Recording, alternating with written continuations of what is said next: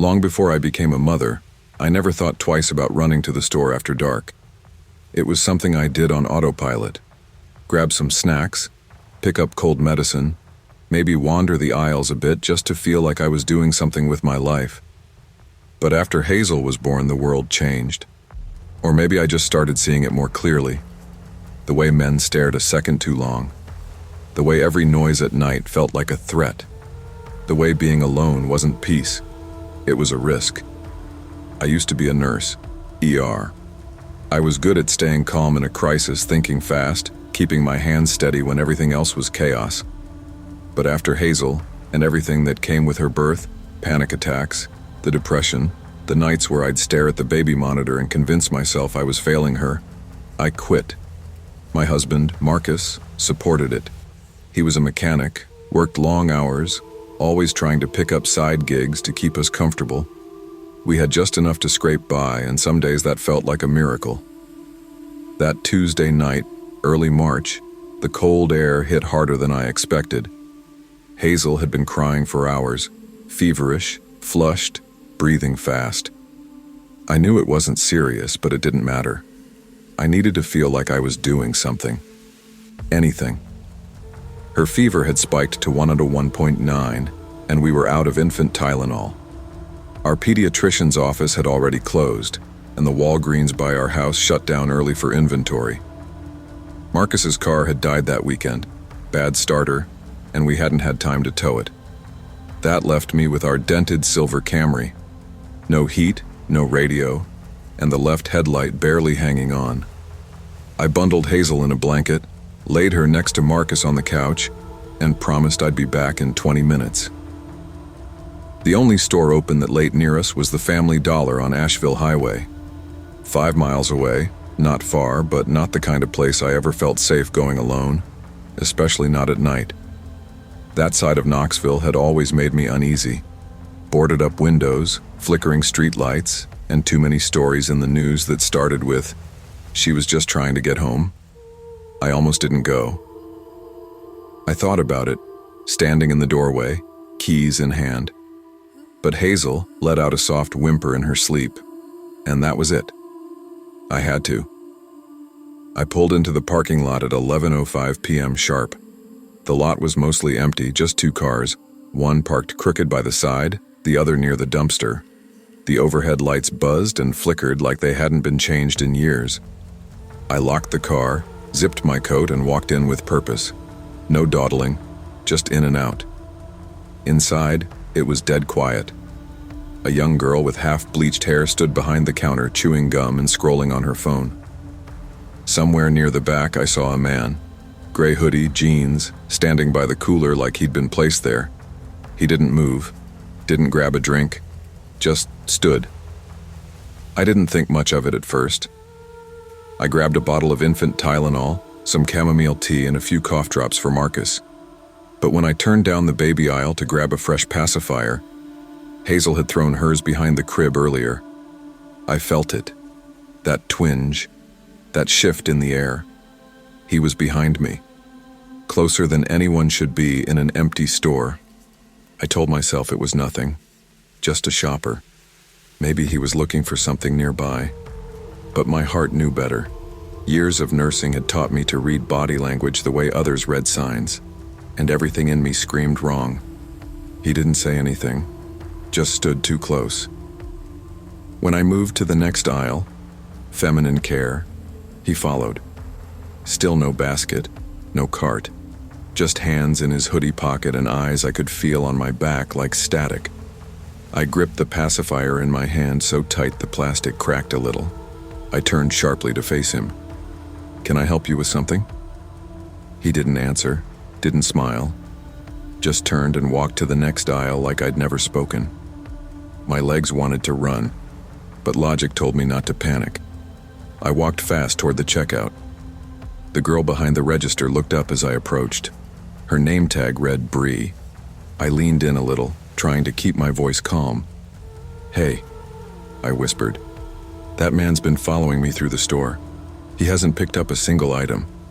Can someone walk me out?" Bree's face changed. She glanced toward the door, where he now stood again, hands in his pockets, rocking slightly on his heels like he was waiting for a bus that never came. "We're not really allowed to leave the counter," she said softly, eyes darting. "But I can lock the doors behind you. Just go fast, okay?" I nodded, paid in cash, and shoved the bag into my coat pocket. Bree didn't say anything else, but I could tell she was scared too. I gave her a tight smile and pushed the door open. The night air felt sharper now, colder. I walked fast toward my car, keys clenched in my hand, thumb hovering over the unlock button. I'd parked 2 rows down from the door, under the one light that wasn't completely dead. My foot hit a wet patch of gravel, and I slipped just enough to fumble the keys. They hit the ground with a soft jingle. That's when I heard the door slam open behind me. Footsteps. Fast. Heavy. I turned just in time to see him sprinting toward me. I screamed, loud and sharp, the kind of scream I hadn't made since childbirth.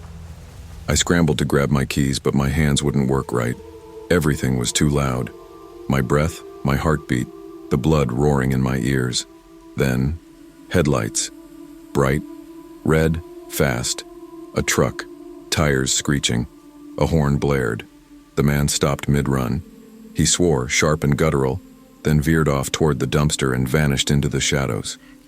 I dove into my car, locked the doors, and shook so hard I couldn't get the key into the ignition. The red truck pulled up beside me. The driver rolled down his window. "Elena," he called. I stared, disoriented. It took a second to recognize him. Kyle Monroe. We went to high school together. He'd been a grade ahead, quiet, kind, always wore the same camo hoodie. "I saw your car," he said. "Didn't know it was you. Just stopped in for snacks." I nodded, still shaking. "You okay?" I couldn't speak. I just cried. Back home, I didn't tell Marcus everything. I told him I got what we needed, that a guy freaked me out a little, but I left quick. I didn't tell him about the scream, the running, the headlights, the way my hands still trembled as I held Hazel to my chest. I didn't sleep that night. I sat in the nursery with her, watching her little chest rise and fall. The Tylenol helped. Her fever dropped by morning. But I couldn't stop thinking about how close it had come to something else. Something much worse. The next day, Marcus called the cops to report what happened.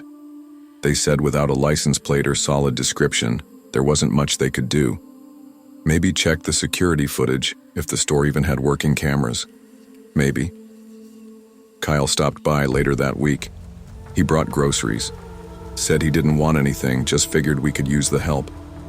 He didn't ask for details, just said, "Glad I showed up when I did." So was I. But I hated that I needed saving. That I'd been so helpless. That I froze. I tried to move on. I told myself not to let fear take over. But something had cracked open inside me. Some illusion that the world was basically good if you were cautious enough. That belief was gone. I started noticing things I hadn't before. Men standing too close at gas stations. Cars that seemed to follow a little too long.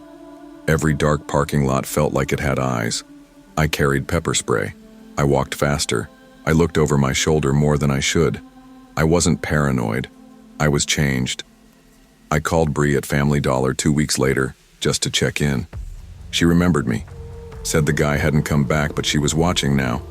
Said she told her manager, but nothing really came of it. They never caught him. No arrest, no follow-up, just silence. 3 months passed before I went out alone at night again. I waited until it was warmer, until Hazel was completely healthy, until Marcus had fixed his car. Even then, I hesitated. I started therapy again. I told my therapist I felt weak, that I hated how scared I was, that I couldn't stop replaying it, his breath behind me, the footsteps, the keys slipping. She told me something I still hold on to. Fear doesn't make you weak. It means you survived something worth fearing. She was right. But I still flinched when someone walked too close behind me in line. One night, Marcus and I were watching TV, and he turned to me and said, "You've been quiet lately, since that night." "You okay?" I thought about lying, about saying, "I'm fine," but I didn't. "No," I said, "but I will be." That was enough. I made small changes, took self-defense classes, switched our grocery runs to earlier hours, set up cameras outside. Not out of fear, but out of awareness, preparedness. I wasn't going to be caught off guard again. And I started writing again, journaling, telling my story in bits and pieces, getting it out. Because silence doesn't keep you safe. Awareness does. It's been over a year now. Hazel's walking, talking. She laughs when the wind tickles her face and says, "Uh-oh," every time her sippy cup hits the floor. She has no idea how close I came to not being there that night. I still go to Family Dollar sometimes, but only during the day. Bree's gone now, moved away. I asked about her once, and the new cashier shrugged. That man never came back, or maybe he did and just chose someone else. That's what scares me the most. Because he didn't want money. He wasn't high or desperate or lost. He was calm, patient. He waited. And if not for a friend who decided to stop for snacks, he might have gotten what he came for. I learned something that night. Evil doesn't always announce itself with growls and knives. Sometimes it waits, watches, picks its moment when you're most tired, most distracted, most alone. But I also learned something else. You're allowed to be scared. You're allowed to freeze. And surviving doesn't require perfection. It just requires persistence. So if you're out there, reading this, living through your own version of that parking lot moment, know this: it wasn't your fault. You didn't imagine it. And most importantly, you're not weak for surviving. You're stronger than you know. Vigilance saves lives. Trust your instincts. You don't need to be fearless to be strong. You just need to act, protect yourself, and speak out. Silence empowers danger. Awareness disarms it. You ever have one of those days where the air just feels off before you even get out of bed? That was Friday, early September. Still hot in Georgia, the kind of sticky heat that clings to your skin and makes everything feel heavier. I was home alone with my mom, who hadn't left her bedroom since Wednesday. Since the fight. Since the tears started again. We'd just moved to Athens a few weeks before. My parents finally divorced over the summer, and we left Atlanta to come stay in this tiny rental house near Lexington Road. Everything about our new place felt temporary. The peeling paint, the sagging porch, the emptiness. I was 16, a junior in high school, and suddenly the adult in the house, tiptoeing around my mother's sadness like it might shatter the floor beneath us. That Friday, I hadn't eaten since the night before. No groceries, no gas money, no energy to fight with her about getting out of bed. Around 4, I got tired of waiting and decided to walk to the Family Dollar down the road. I didn't want to go. The place always smelled weird, like bleach and sadness, but it was close, and I had 5 crumpled dollar bills in my hoodie pocket. I threw on that same old hoodie and pulled the sleeves over my hands. I wore it when I didn't want to be noticed, which was most days. Hair in a low braid, no makeup, phone in my back pocket with 1 bar of battery left. I didn't even think about pepper spray back then. I just wanted ramen and paper towels. The sun was starting to dip, casting that weird, soft golden light that makes everything look too quiet. I walked with my head down, crossing 2 overgrown lots and the edge of a parking lot full of cracked pavement and weeds. When I stepped inside the Family Dollar, the AC hit me like a slap. It was quiet. Only one cashier behind the counter, a girl maybe 2 years older than me chewing gum and scrolling on her phone, and an older man. I noticed him right away because he was just standing there flipping through greeting cards like he was reading a novel. Middle-aged, worn jeans, trucker hat, and something about his eyes that made my stomach tighten. I headed toward the snack aisle, grabbed a few packs of ramen, then circled toward cleaning supplies. And there he was again. I hadn't heard him move, hadn't seen him pass, but he was suddenly in the same aisle, looking at nothing, Pretty early to be skipping school, huh?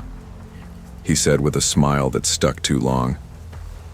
I gave him a polite, barely there laugh, that fake little noise girls like me are taught to use so we don't make things worse. I walked away quickly. My hands started shaking. I pulled out my phone and texted Emily, my best friend from Atlanta. Some guy's being weird. Just a heads up. No signal. Of course. I tried not to panic. Told myself I was overreacting, but I knew I wasn't. I could feel him watching me. I moved fast, picked up paper towels, turned down another aisle and hoped I'd lost him. But there he was again, this time standing by the end cap of cleaning sprays. Like he'd been waiting. "Your mom let you out looking that good?" he said. His voice was low, almost casual, but it stuck to me like oil. I froze for a second, then kept walking, pretending I didn't hear. But inside, I was spiraling. My chest tightened. My brain scrambled through all the safety advice I'd read online. Don't confront. Don't run. Stay calm. Make a scene if you have to. I headed to the front, eyes scanning for anyone else.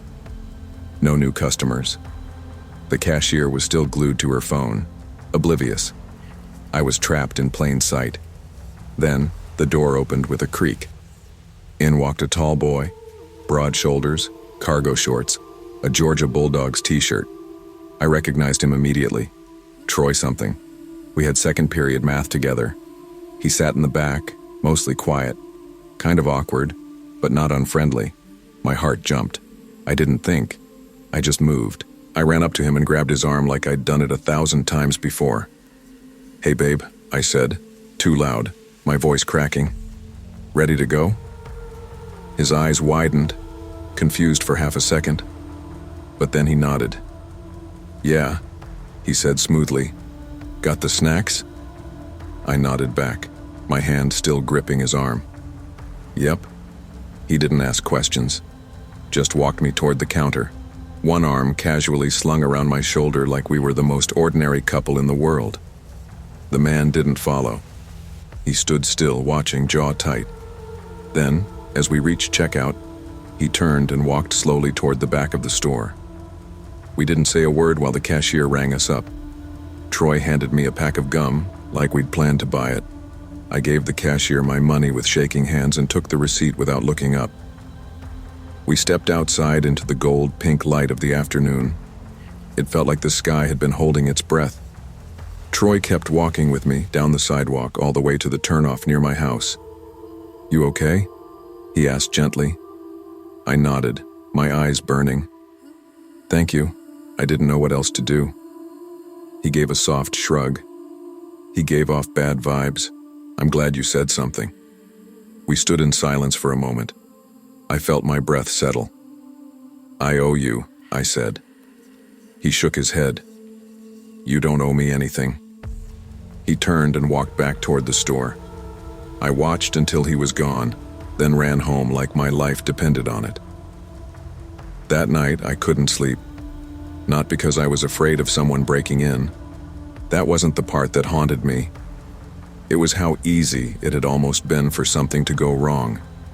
How no one had noticed. How the man had walked from aisle to aisle without a word from anyone. How the cashier didn't look up once.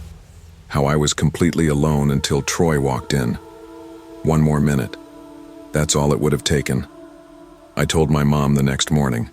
She was sitting on the couch, wrapped in her robe, clutching a half-empty cup of tea. I gave her the short version. Guy followed me. Troy helped me get out. She hugged me hard and didn't say much, but her eyes filled with that broken look she'd been carrying since the divorce, that helpless, hollow expression. I realized something then. I couldn't always depend on adults to protect me. My mom loved me, no question, but she wasn't present. Not really. Not anymore. So I made a decision. I found a small can of pepper spray online, $20 with shipping. I paid for it myself with babysitting money. I told myself I'd never let myself be caught off guard again. That store? I haven't gone back. Not once, but I walk taller now. I pay attention. I remember that panic and I use it, not to live in fear, but to stay prepared. The following Monday, Troy nodded at me in the hallway. No big smile, no awkward, "Remember me?" Just a small nod, like we'd survived something together. I nodded back. We didn't talk much after that, but he always looked my way in math. I guess that's just how it is when someone saves you in the smallest, biggest way possible. You don't need words, just a shared understanding. I started carrying a notebook everywhere. Started writing down what I felt, the fear, the weight of pretending everything was normal, the guilt that I hadn't said anything to the cashier, or reported it, or screamed. But then I wrote the truth. I didn't freeze. I survived. And that counted. I shared it with Emily over text. She sent back, "You're brave as hell." I didn't feel brave. I felt changed. I started noticing other girls in the hallway, the way they glanced over their shoulder in the parking lot, the way their laughter dimmed when a group of guys walked past. I wondered how many of them had their own family dollar moments. How many had been followed, cornered, whispered to by strangers who smiled too long. I never told Troy thank you again. But one day, I slipped a note into his locker. It said, "You noticed when no one else did. I won't forget that." He never mentioned it, but the next time I passed him in the hall, he grinned. That was enough. It's been almost a year. I still carry pepper spray. I still look over my shoulder in quiet stores. I still wear that old hoodie on bad days. But I also walk with my chin a little higher, because now I trust myself. I know what it feels like when something isn't right.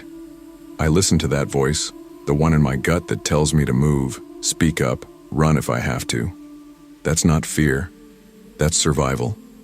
That's instinct. And I've learned to respect it. I talk to other girls about it now. I write short pieces for the school paper. I give them my story, piece by piece.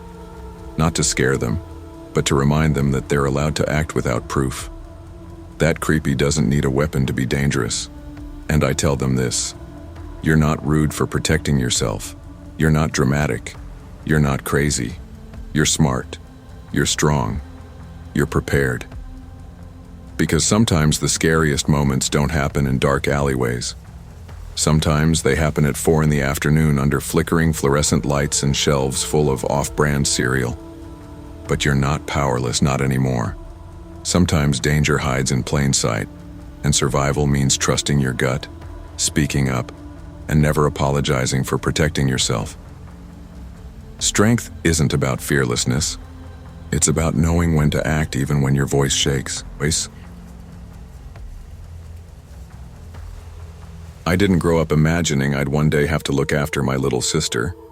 I left Rockford right after graduation, determined to be done with the cold streets, the endless arguing at home, the sense that I never belonged. I thought I'd never return, but 2 weeks ago life changed.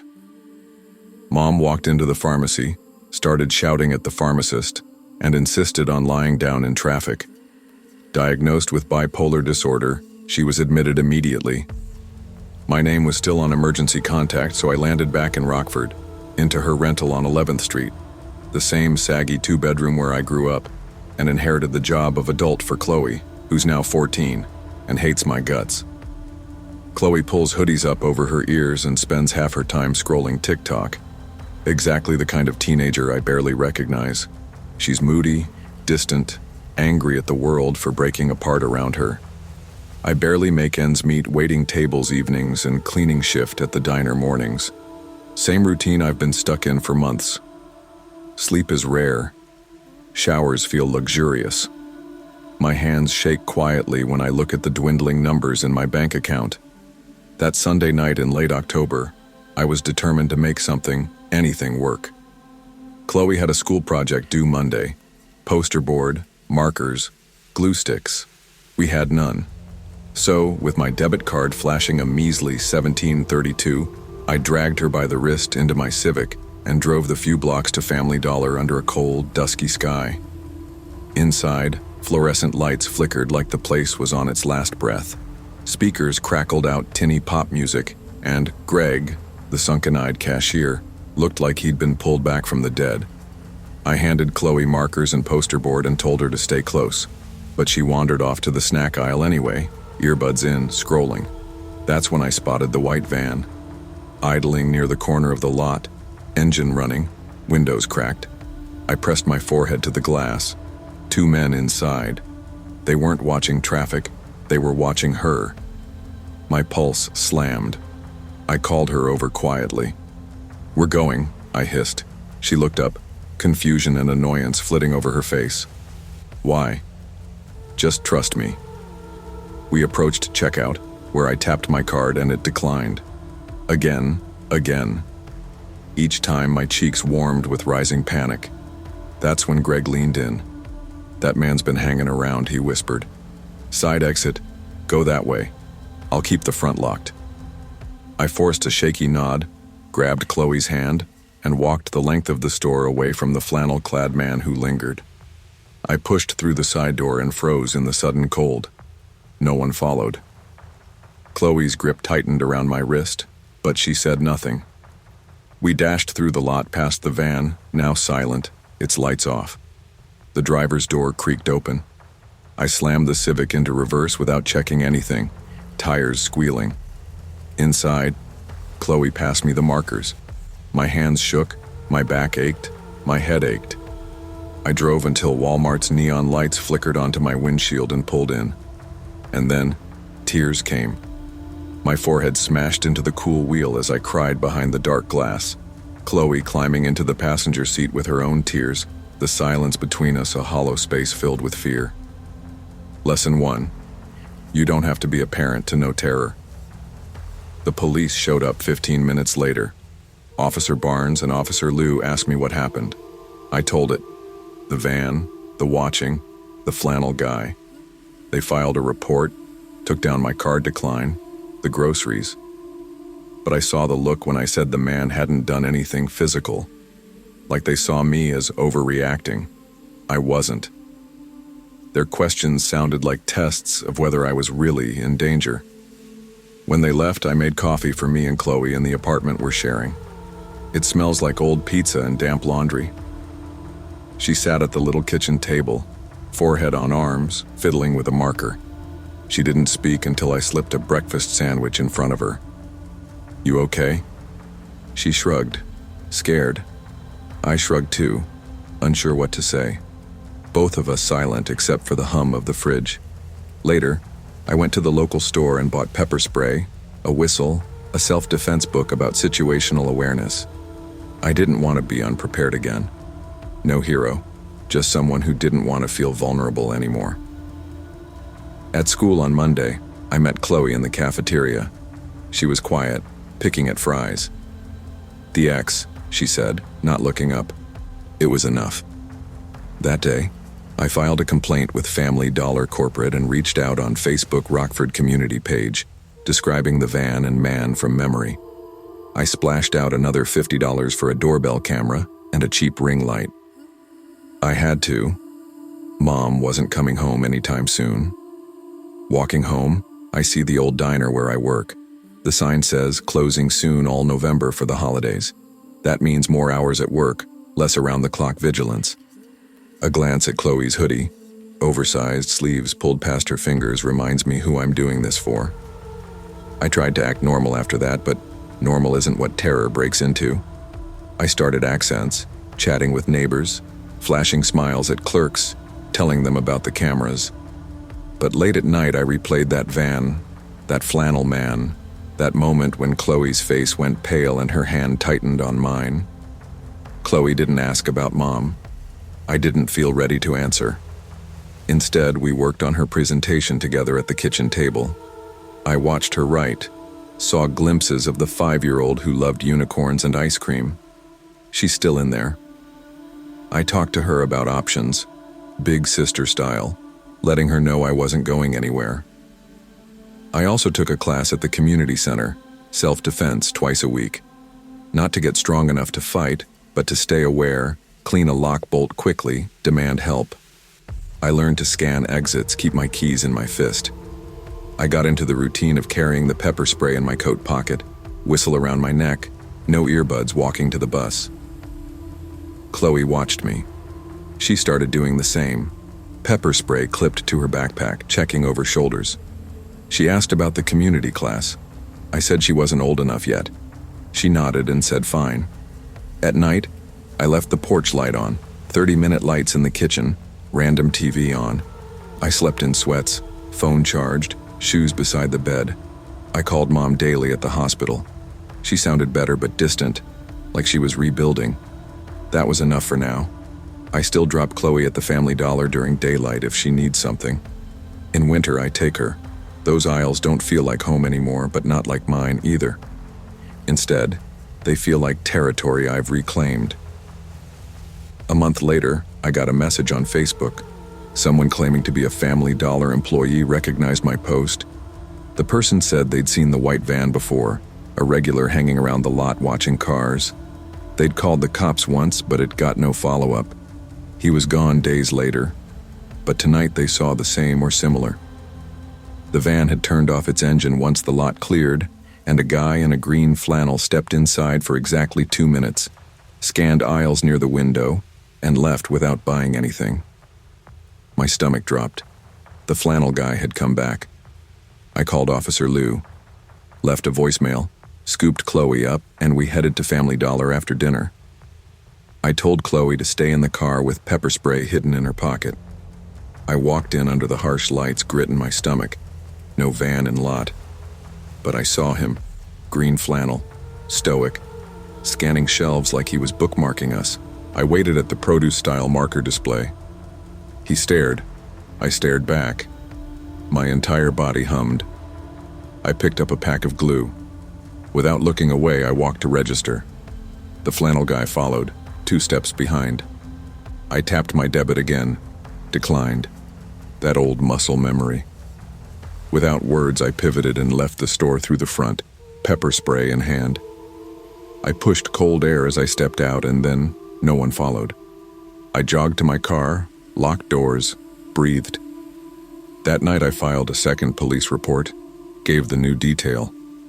This time they said they'd patrol the parking lot. I don't know how much they did, but I saw patrol lights from my window going past. It's been 6 months. Winter came and went. Mom's released, on medication, undergoing outpatient care. She's not the same, but at least she's home. I quit the diner's overnight shifts to be here more. Chloe's thriving. Her water cycle poster got an A, and she's smiling again. The last time I saw the flannel man? Spring. Walked across the Family Dollar lot as I locked the car at dusk. Saw him glance toward me, then kept walking, as if we'd been nothing more than silhouettes on a dark evening. Now I drive Chloe to school. I walk her to the front door. I keep my pepper spray in my pocket. I sleep with my phone on a charger next to the bed and a nightlight glowing. Sometimes I catch myself waiting at the kitchen table to finish the homework she needed in October. Markers dried in a bag nearby. I realize how much we've grown since then, how we keep each other safe, how ordinary life can be reclaimed. I don't want to pretend that place never shook me. It did. But I also don't want to pretend I was helpless. You don't always see the danger, but you can learn how to survive it.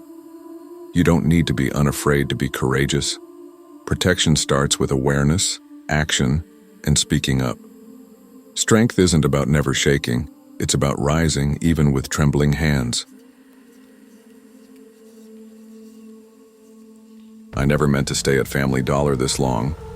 It was supposed to be a stepping stone, a temporary gig I picked up after walking away from nursing school during my second semester. One too many shifts at the hospital left me shaking in the bathroom, wondering why I couldn't handle what everyone else seemed to stomach. The blood, the noise, the pressure. It didn't matter why. I just knew I couldn't do it. So I took the job that was hiring the fastest. Family Dollar. That was 8 years ago. Funny thing is, after a while you start to measure your life in end caps and sale tags. I can still tell you which brands go on sale by season, how long a box of dryer sheets sits on a shelf before someone finally grabs it, or which moms steal baby formula and which ones just cry in the diaper aisle because they can't afford either. You become numb to the numbers, but not to the people. That's what got me stuck. For me, the store was a kind of order, a place I could control. That dingy strip of linoleum tile behind register 2, my domain. The detergent section, my kingdom. I knew the regulars, knew which locals paid with change, which ones paid with Snap, which ones would try to hustle candy bars back for a refund. And over time, I earned trust. Not the loud, "You're doing great" kind. The quiet trust. The kind that gets you the keys. The kind where the district manager nods once after a double shift and says, "Reliable. We like that." That's how I ended up as a key holder. You're not salaried. You don't make much more than a cashier. But you're the one who opens, closes, deals with broken lights, power outages, locked freezers, and endless boxes from trucks that always come 2 days late. You're also the one who gets called when a customer throws a fit about not being able to return batteries without a receipt. It's not glamorous, but it was mine.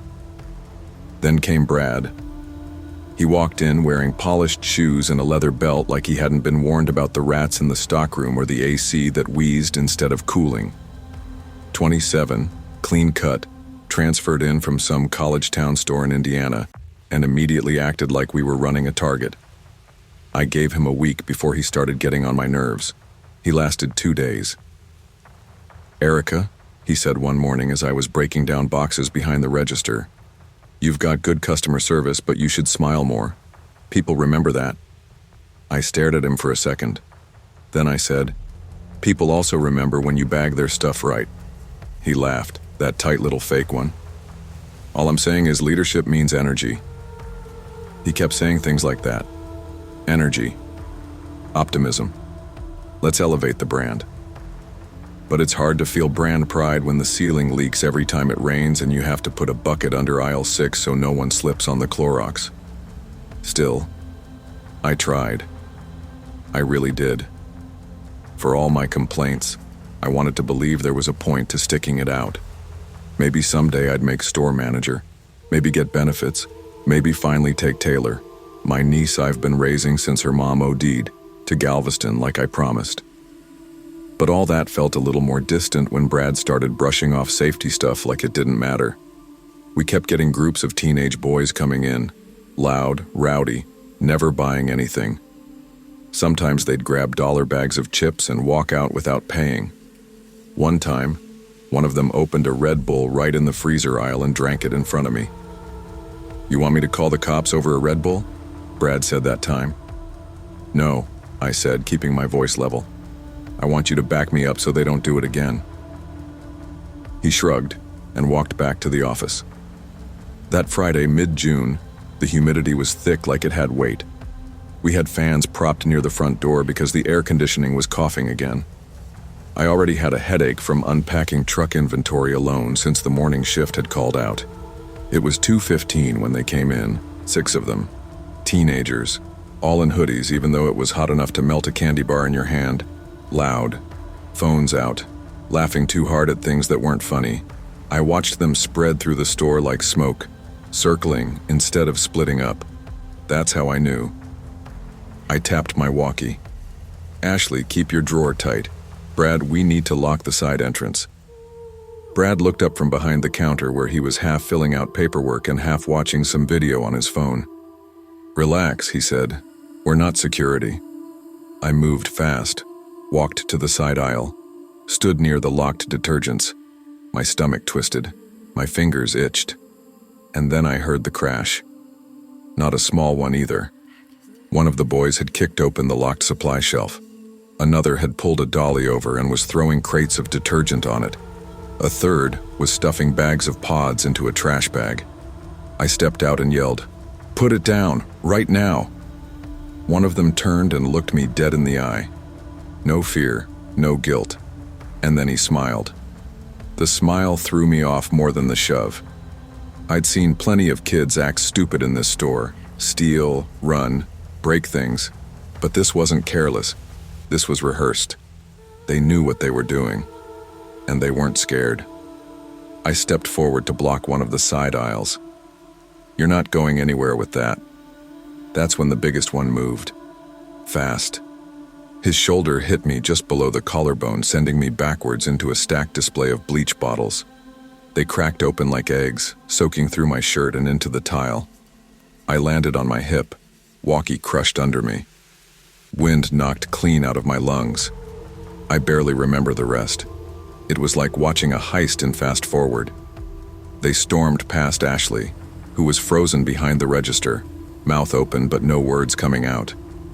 Two of them barreled through the double doors, one laughing, one holding that big black trash bag like it was a trophy. Another kid kicked the side exit open so hard the rubber stopper snapped. It was over in maybe 90 seconds. Brad came out of the office like he was walking into a meeting that ran long. What the hell happened? Ashley was already on the phone with 911, voice shaking. They took half the detergent aisle, and she looked at me, still on the floor, soaked in bleach and rage. I told you, I snapped, pushing myself up. My legs wobbled. I told you we needed to lock the doors. Brad barely looked at me. You escalated. That's not your job. My job is to not get shoved into chemicals because you didn't want to hurt someone's feelings. His mouth tightened. I'll handle the police report. Go sit down. I limped to the back room, grabbed a half-used bottle of water, and sat on a box of off-brand diapers. My hands were shaking. Not from pain, but from fury. 8 years. 8 years of double shifts, holiday weekends, late-night inventory, and this was how I got treated. Like I'd overreacted. Like I hadn't just gotten assaulted in the middle of the damn store. I didn't cry, but I wanted to. The police showed up 15 minutes later. 2 officers, mid-30s, tired eyes, bulletproof vests already unbuckled like they knew this was a waste of time. They asked questions. We showed them the footage, what little we had, since 2 of the cameras were still awaiting repair from corporate. Any names? One asked. No, Brad said. But she, he nodded toward me like I was a file folder, thinks they've been in before. They have, I said. At least 3 times in the past month. They test reactions. Never buy anything. Last week one of them opened a drink and walked out. The cop sighed. Sounds like a grab crew. They hit spots with low staffing, weak protocols, detergents high resale. They'll sell it on Facebook Marketplace or to bodegas under the table. And what do we do now? Ashley asked quietly. He gave a helpless shrug. File a report. Forward it to your LP department. Unless someone got a plate or facial recognition gets a hit, odds are you won't see that stock again. That was it. They left. Brad filled out some generic report and disappeared into the office. I spent the rest of the afternoon scraping dried bleach off the floor. By close, I had a bruise blooming across my side the size of a cantaloupe. I drove home in silence, windows down, letting the hot Baton Rouge air burn the chemical stink off my skin. I walked into my apartment, dropped my keys, and didn't even take off my shoes before collapsing on the couch. My phone buzzed once, some district-wide memo from corporate about heightened awareness and valuing safety. I deleted it without reading the rest. The next morning I woke up and called out. I'd never done that before, not once, but I couldn't do it. Couldn't walk back into that store and pretend like any of it meant something. Brad didn't call to check in, didn't text. He marked me as no show in the system. The weekend passed in a fog. I tried distracting myself, cleaned my apartment, cooked real food, something I hadn't done in weeks, but the feeling of uselessness clung to everything. By Monday morning, I'd made my decision. I walked into the store just after noon, out of uniform for the first time in years. Brad was at the front register, face buried in his phone as usual. He looked up, startled when I approached. Erica, we were going to call you if you didn't. I handed him my badge and store keys. Don't bother. He blinked. Wait, I'm done. You're quitting? I should have quit a year ago, I said, keeping my voice calm. But I stayed. Because I cared. I kept this place standing when we had no coverage. When you didn't know what side of the building the breaker was on. When half the team walked out last fall. I stayed. And then you let me get shoved into the floor and acted like it was my fault." He tried to interrupt. I raised a hand. "I don't need a speech. I just want you to know you don't deserve this crew. And you sure as hell don't deserve me." And with that, I walked out. It didn't feel triumphant, just necessary, like closing a door that had been swinging open in the wind for too long. A week later, I saw it on Facebook, a post from someone I used to work with at a different Family Dollar in North Baton Rouge. Same group of boys, same routine. Except this time, the cashier was a 19-year-old girl working alone. They hit fast. She tried to block the door. One of them threw a bottle of dish soap. It hit her square in the head. She went down hard. The comments were full of outrage. Customers demanding more cameras. Employees begging for double staffing. Corporate issuing another bland, pre-written statement about employee well-being and commitment to community. I stared at the screen for a long time. Not crying. Not even shocked. Just numb. I hadn't thrown away my uniform yet. It was folded in a bag by the door, like maybe some part of me thought I'd go back. That I'd tough it out, rebuild the pieces, make it work. But that day, I dropped it in the trash. The truth is, these stores don't fall apart because of crime. They fall apart because the people in charge stop listening. Because they treat their workers like they're disposable. Because the silence from the top becomes so loud, it drowns out the screams from the bottom. I got lucky. I got out before it got worse. But not everyone does. Courage doesn't always look like running toward danger.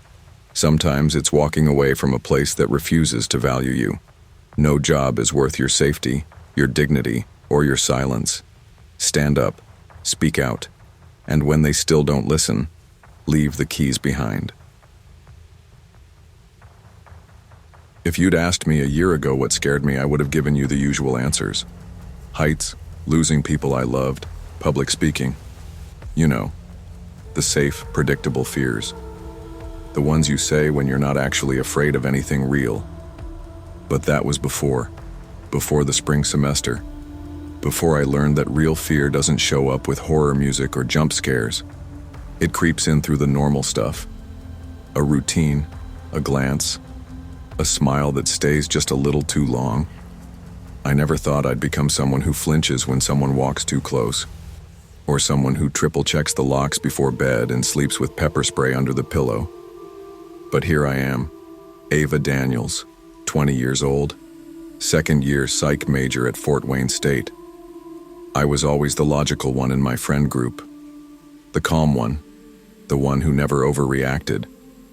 That changed last semester when I had my first real brush with a stalker, someone who didn't care about restraining orders, didn't listen to no, and somehow knew things I never told anyone. I got lucky. The police actually took it seriously. I had proof.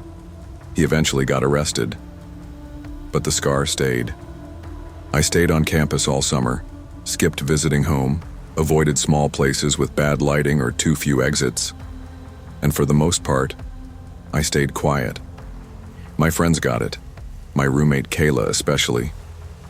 She stopped asking why I didn't like going out, why I avoided parking lots and corner stores, until one rainy October afternoon when she convinced me to go with her to Family Dollar. Just a quick run, she said. 5 minutes. What could possibly happen? What happened next wasn't a horror movie.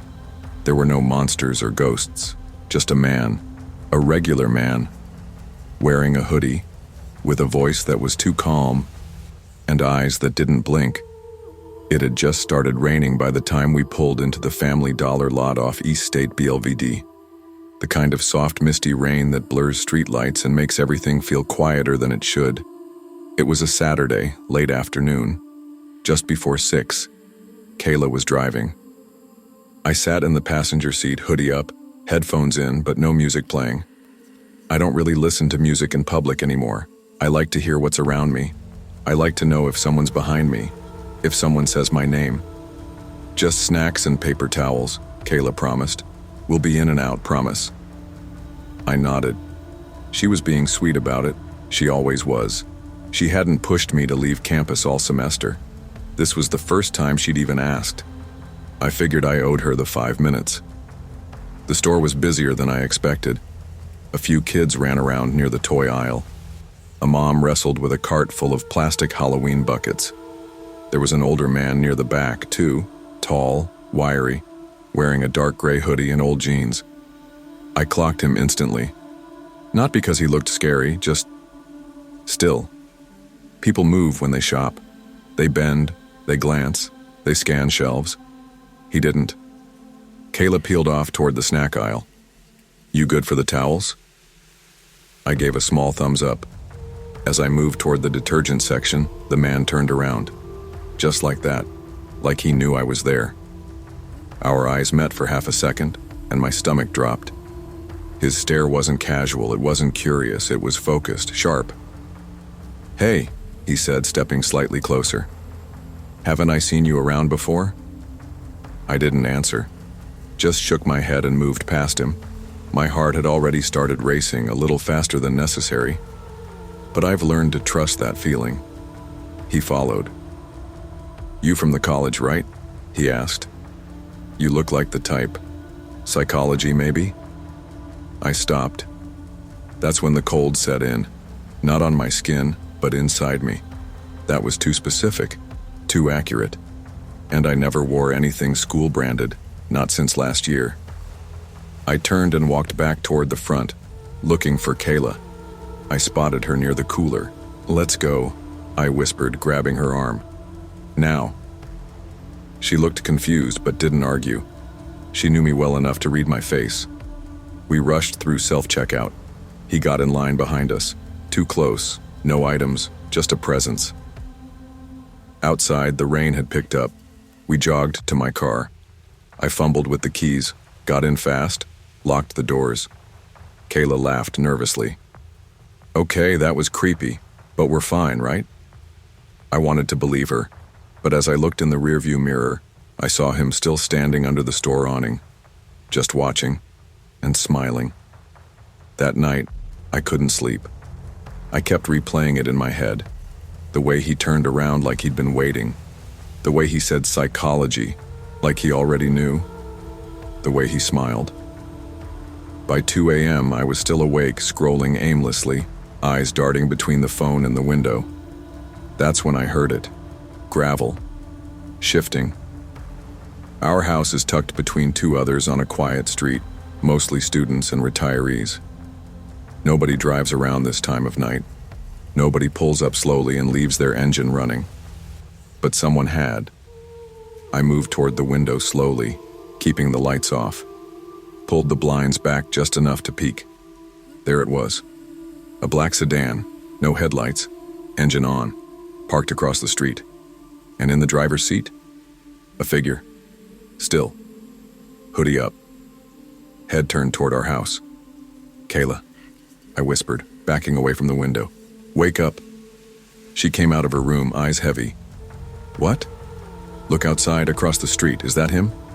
She peeked out the blinds and froze. Oh my God. We sat in the living room for the next 4 hours, bat in hand, pepper spray on the coffee table, phone in my lap with campus security on speed dial. By the time we called them, the car was gone. The silence after that, it wasn't relief. It was a warning. I filed a report the next morning. Campus security was sympathetic but limited.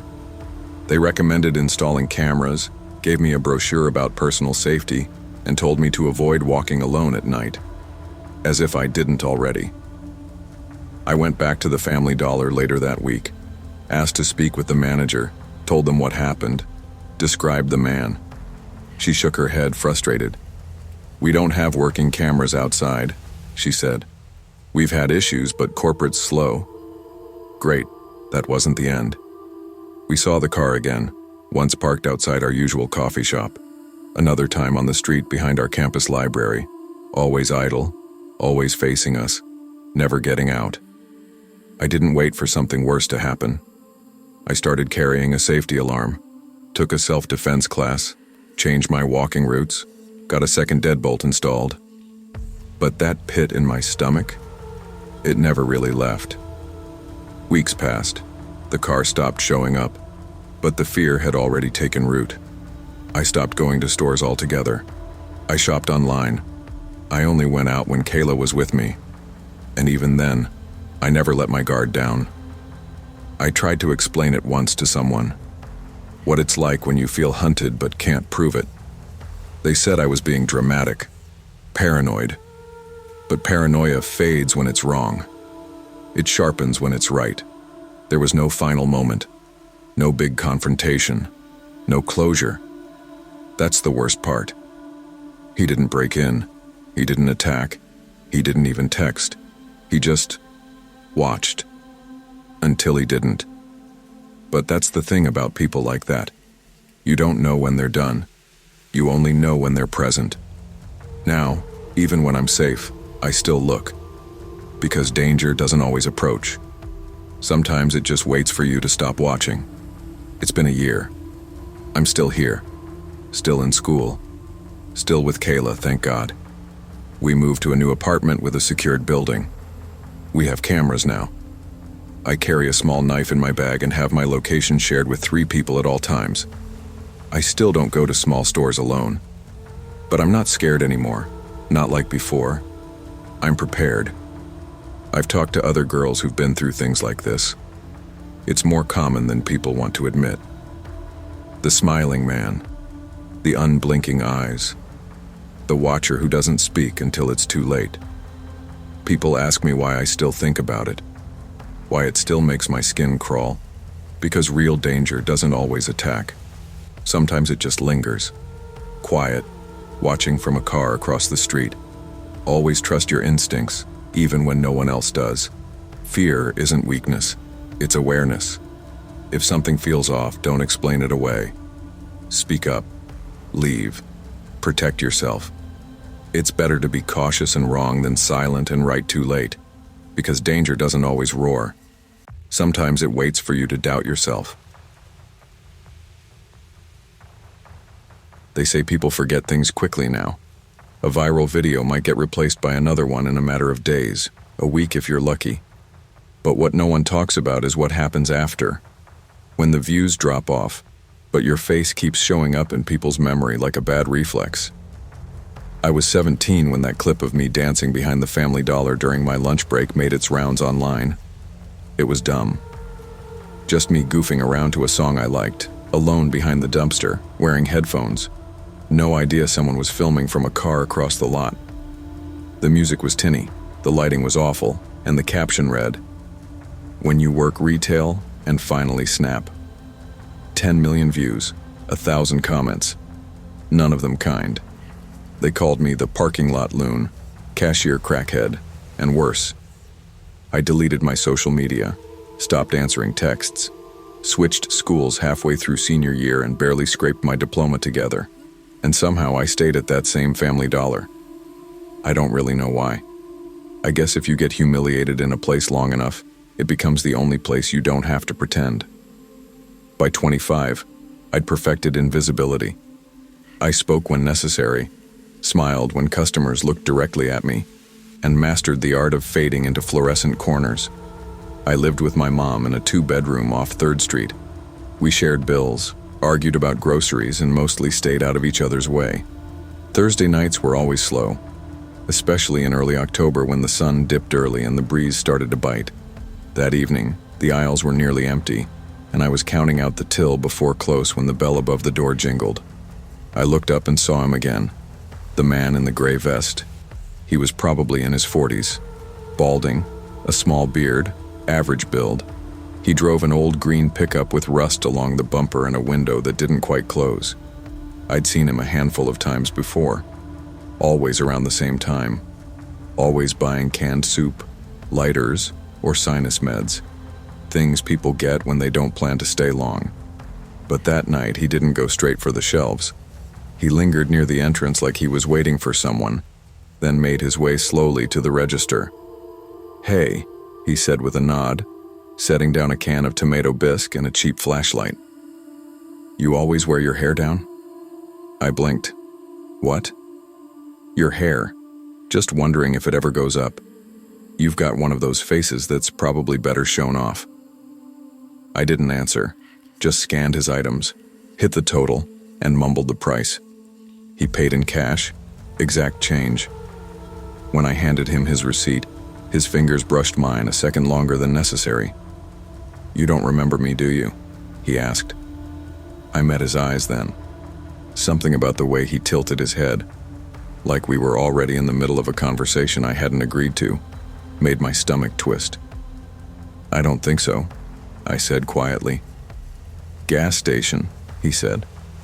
"Out by the high school. You used to work there, didn't you?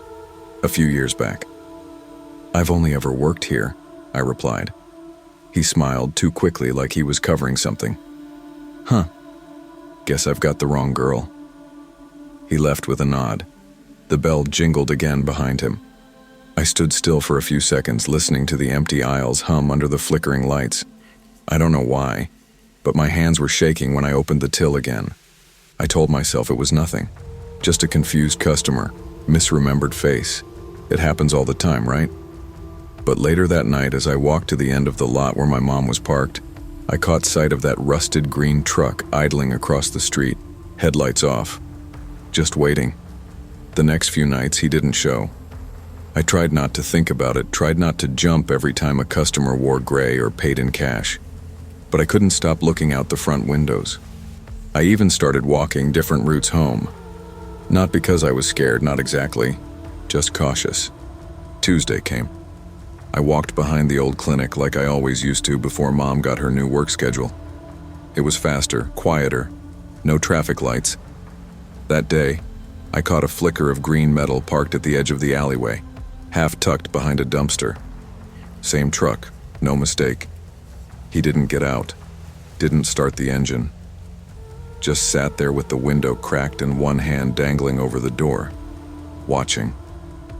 I didn't stop walking, just kept my eyes forward and my pace steady until I was at the main road again, where there were lights, cars, people. I didn't tell my mom. I knew how it would sound. A man you don't know might be watching you, maybe, but he hasn't said or done anything. That kind of worry gets swept under the rug fast. The next day at work, he came in again. This time, the line was long, people buying Halloween candy, last-minute dinner stuff. He waited until every other register was busy, then walked right into mine, even though 2 other lanes were shorter. "You're looking tired," he said, setting down allergy meds and 2 frozen burritos. "Not sleeping well?" I stared at the scanner. "Do you need a bag?" He didn't blink. "We used to talk more than this." "No, we didn't," I said, sharper than I meant to. His eyes narrowed, but just for a second. Then he smiled again, like we were playing some private game. Memory's a tricky thing. Sometimes it takes a jolt. He paid and left without another word. That night, I asked my manager if I could switch to mornings. She told me the schedule was set through the end of the month. "Besides," she said, "he's just a customer, Shelley. People like him talk to everyone. You're quiet. Maybe he feels safe around you." Safe. That word echoed in my head long after I clocked out. 2 days later, he brought me coffee. Gas station blend, still warm. He didn't buy anything else, just walked straight up to the register, placed the cup near the scanner and said, "Thought you might need this." "I can't accept that," I said flatly. "No strings," he said, raising his hands in mock surrender. "Just something to take the chill off." I didn't touch it.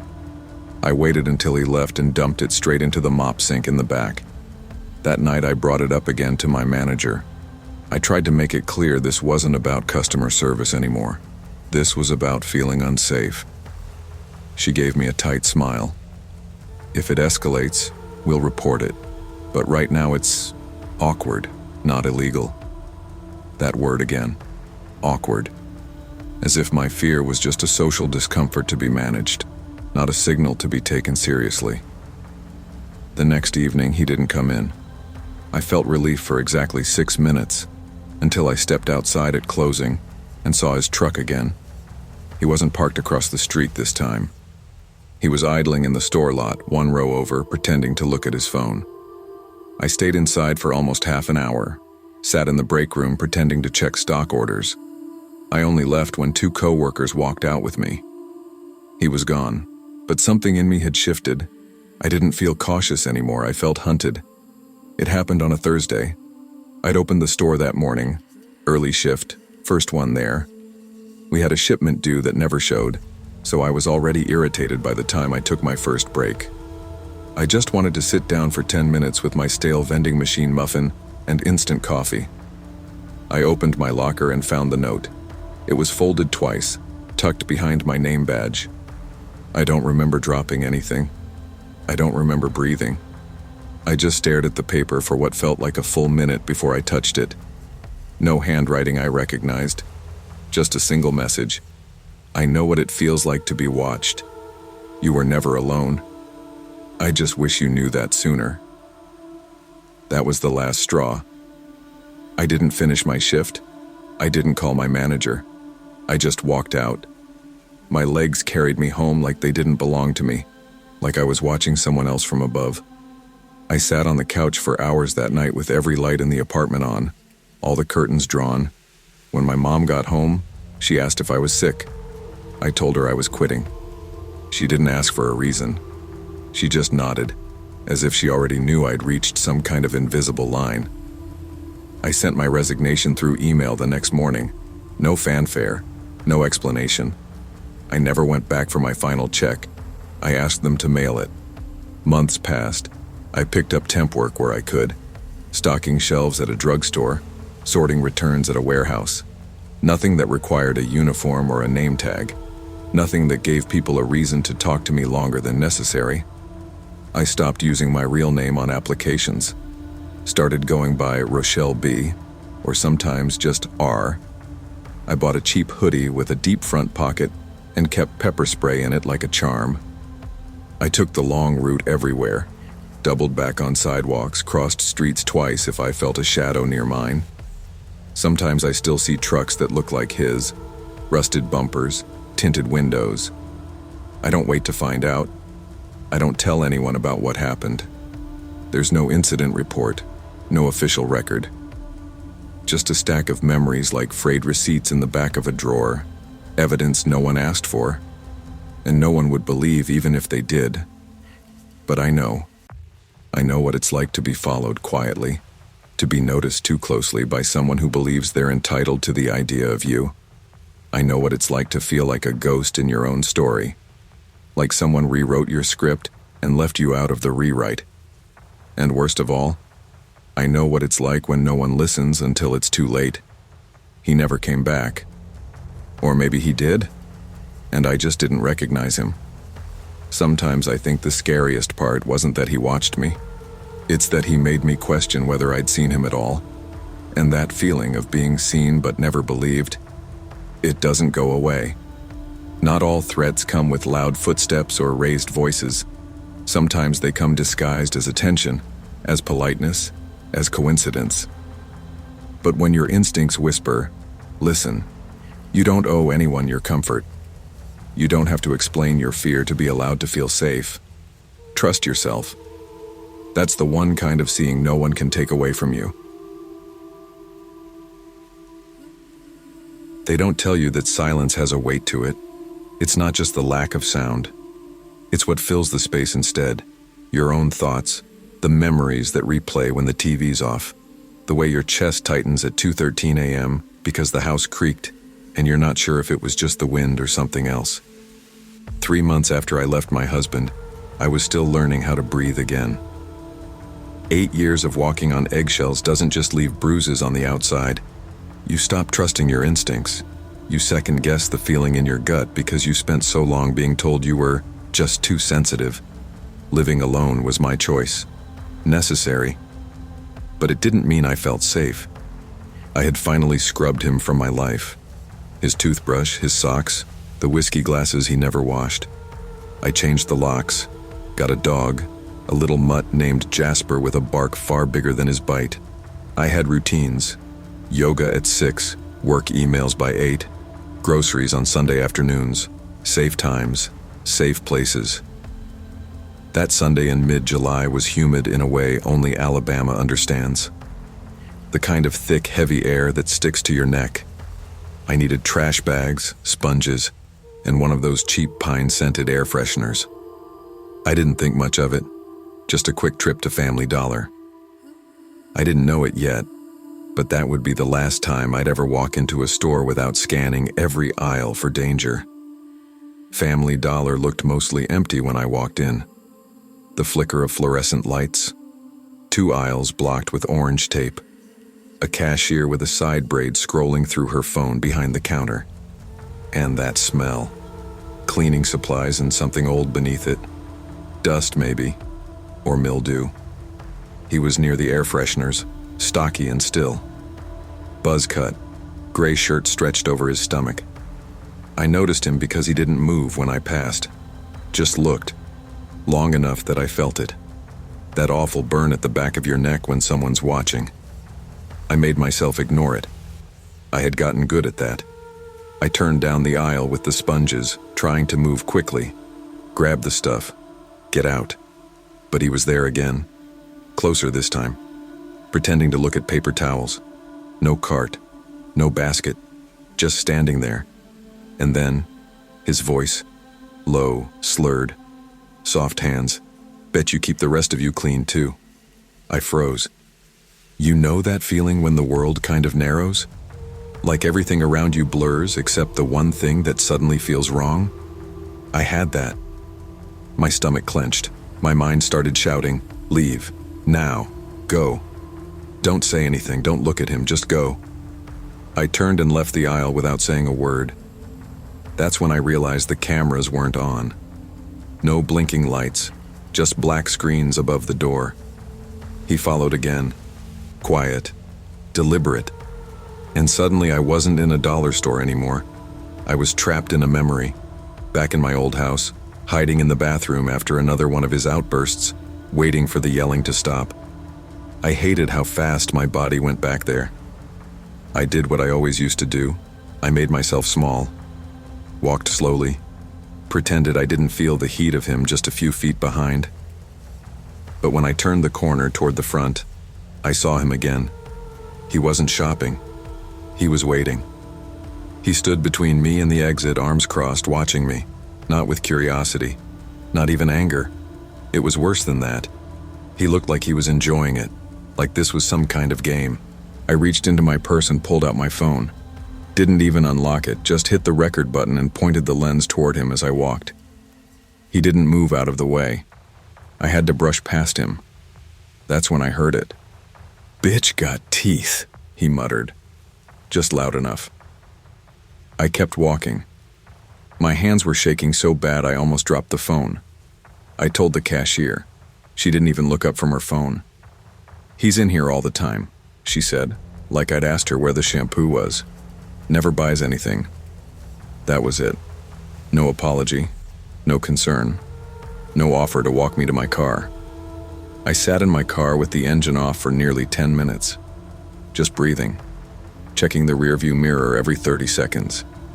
I didn't even cry. I felt numb, like my body had gone through something my mind hadn't caught up to yet.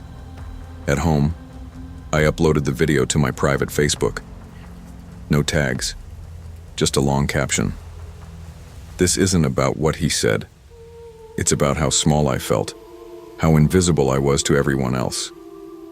I didn't say anything clever or confront him. I just survived it. And that's the part that breaks my heart. I expected silence. Instead, my inbox flooded. Women messaged me. Some I didn't even know. One said, "He followed me to my car 2 weeks ago. I thought I was imagining things." Another said, "He parks outside the store sometimes. I never go alone anymore." I screenshotted everything, took it to the police. Turns out he had a history, a prior charge from another county, public harassment. They found him the next day, sitting outside a laundromat, just watching. They arrested him quietly. That was supposed to be the end, but it didn't fix me. A week later, I ran out of paper towels. I stood in my kitchen holding the empty cardboard tube, wondering why the thought of going back to Family Dollar made me want to vomit. I went anyway. Not because I was brave, but because I had to prove to myself that I could. that I wasn't going to let him own the air around me. He wasn't there, but a man was. Different face, older, harmless probably. And still, I flinched when he entered the aisle. I clutched my phone like a weapon. I scanned every mirror, checked every corner, because once you learn how easily normal becomes dangerous, you don't ever really unlearn it. The cashier was new. She smiled at me. "You okay, ma'am?" she asked. I nodded, lied, paid in cash, drove home. That night I walked Jasper around the block twice. Not because I needed the fresh air, but because I needed to believe I could. The world tells women to be alert, be careful, carry keys between your fingers, share your location. But no one teaches the world not to be the thing we fear. Sometimes surviving doesn't look like a fight. Sometimes it's just walking past someone who wants to scare you and refusing to disappear. Danger doesn't always wear a mask or raise its voice. Sometimes it smiles. Sometimes it waits. And sometimes the loudest thing in the room is what no one else hears at all. I never planned to move to Fresno, especially not the east side. I had a good rhythm going in Sacramento, steady freelance design work, a cozy studio apartment, and just enough distance from family to breathe. But when my little brother Micah got hit by a drunk driver on his way home from school, everything shifted. His left leg was fractured in 2 places. My mom couldn't leave her job in Oregon, and our dad's been out of the picture since we were kids. So, it was me. I packed up, canceled a few contracts, and moved into a month-to-month rental near Kings Canyon Road. Micah needed help with cooking, laundry, rides to therapy. The neighborhood wasn't dangerous, not really, but it wasn't home either. Strip malls, empty lots, street lights that only worked half the time. My car stood out. My license plate was still tagged Sacramento, and people looked at me like I didn't belong. I worked from the kitchen table during the day and stayed up late scrolling through design boards and sipping cold coffee. Micah mostly stayed in bed, binging shows and gaming, which was fine. He needed time to heal. That Thursday night in December, he asked me to grab a cheap headset so he could join his friends online. He was bored out of his mind, and I couldn't say no, not after what he'd been through. I grabbed my keys, a spare 20, and threw on a jacket. Family Dollar was a few minutes away, and I figured it'd be a quick in-and-out trip before closing. That's where all this started. In a quiet little store with fluorescent lights, 2 customers, and a headset I wish I'd never picked up. It was 8:10 p.m. The parking lot was mostly empty, just a single car with 1 headlight parked 2 spaces away from mine. Inside, it was what you'd expect. Half-stocked shelves, a sleepy pop song on the overhead speaker, and the kind of stale, dry air that made your throat feel scratchy. The headset was in the back, shoved near a wall of discount electronics. As I walked down the aisle, I noticed a man already there, tall, thin, maybe early 40s. He wore a faded leather jacket and jeans stained at the knees. I caught the smell as I passed him, stale cigarettes and something else I couldn't place. He didn't say anything, but he didn't move either. I crouched down, grabbed the last wired headset from the bottom shelf and stood up. That's when I noticed he wasn't looking at the products. He was looking at me. No smile, no blinking, just watching. I turned quickly and headed to the front. The only cashier looked to be around my age. He had a buzzed haircut and a pair of headphones slung around his neck. He scanned the headset, glanced behind me, and lowered his voice. "You good?" I leaned in. "I think someone's following me. Could you maybe keep an eye when I leave?" He nodded without hesitation. "Yeah, I'll lock the doors right after." I paid and walked fast to my car. My heart pounded hard enough that I could feel it in my ears. I didn't see the man behind me, but as I pulled out of the lot, I glanced back. There he was, standing behind the glass doors, just staring. That night, after microwaving dinner and checking on Micah, I settled into my usual routine, TV low, dog curled at my feet, phone in my lap. Around 11:20 p.m., I got a text. No name, no profile picture, just a number I didn't recognize. "Nice headset. You always go cheap?" I stared at it for a long time. My first instinct was that it was spam, a scam. But my stomach twisted. I hadn't posted about the headset. I hadn't even told Micah I bought one. The only person who knew was the cashier. I didn't respond. Just blocked the number. The next night, another text. Different number. "Your porch light burned out." I ran to the front window. Sure enough, the bulb above the porch door was flickering dimly. I hadn't noticed. I told myself it was coincidence. A guess. But then came the third message, 2 nights later. "That red hoodie suits you better than the blue one." That night I'd worn the red hoodie to walk the trash out around 6 p.m. That was it. I called the police. I explained everything, starting from Family Dollar all the way to the texts. The officer I spoke to was polite, but distant. Unfortunately, unless they make a direct threat or show up again, there's not much we can do. "Can't you trace the number?" "Most likely spoofed or a burner. We'll file a report." It didn't feel like enough. I started leaving the porch light on all night, even swapped the bulb for a brighter one. I bought blackout curtains and installed a cheap motion sensor from Home Depot. Slept with my keys under my pillow next to a small kitchen knife. For a few days, nothing happened. Then one night I noticed a car idling across the street. Lights off, engine running, same shape as the car I saw in the Family Dollar lot. One headlight dimmer than the other. I turned off every light and stood behind the curtain, watching. He didn't get out. Just sat there. Engine humming. After 20 minutes, he drove off. The next morning, I went back to Family Dollar. Daytime this time. I wanted to see if he was still around. As I walked in, the same cashier looked up and immediately recognized me. "That guy's been coming in more," he said quietly. "Doesn't buy anything. Last week he asked if we sold pepper spray." Pepper spray? Yeah, thought he was joking at first, but he wasn't laughing. I filed a second report that afternoon. I packed a bag for Micah and drove him across town to stay with our cousin for a while. I couldn't sleep knowing he was in the house. Even with the lights, the knife, and the cameras, I didn't feel safe. But what haunted me more than anything was the silence. The text stopped after that. No threats, no taunts, just nothing. That should have made me feel better. Should have meant it was over. But it didn't.